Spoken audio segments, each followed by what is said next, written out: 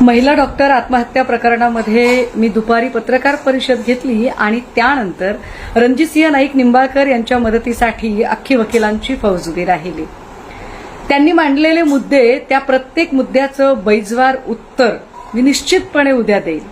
पण मी 48 तासात माफी वगैरे मागितली पाहिजे, नाहीतर तुम्ही मला 50 कोट वगैरे सांगताय। मला असं वाटतंय निंबाळकर, तुम्ही तुमची संपत्ती बघून माझ्यावर हा आरोप करायचा प्रयत्न करताय। कदाचित तुमची संपत्ती 200-500 कोटी, कदाचित त्याच्यापेक्षा जास्त असेल। मी सडाफटिंग माणूस आहे, तशीच कधी वेळ आली तर मला तुमच्याकडूनच व्याजाने आणि उसने घ्यावे लागतील आणि काही करावं लागेल।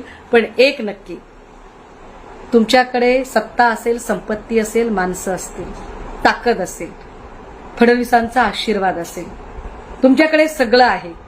पण माझ्याकडे एक गोष्ट आहे जी तुमच्याकडे नाही, खंबीरपणे सत्याला सामोरी जायची आणि कुठल्याही संकटात न डगमगता, शब्द न फिरवता आपल्या शब्दावर ठाम राहण्याची। त्यामुळे निंबाळकरची तुमच्या प्रत्येक आक्षेपाला मी कायदेशीर उत्तर देत, मी कायदेशीर लढायला तयार असेल। मी माफी मागणाऱ्यांच्या परंपरेतली नाही।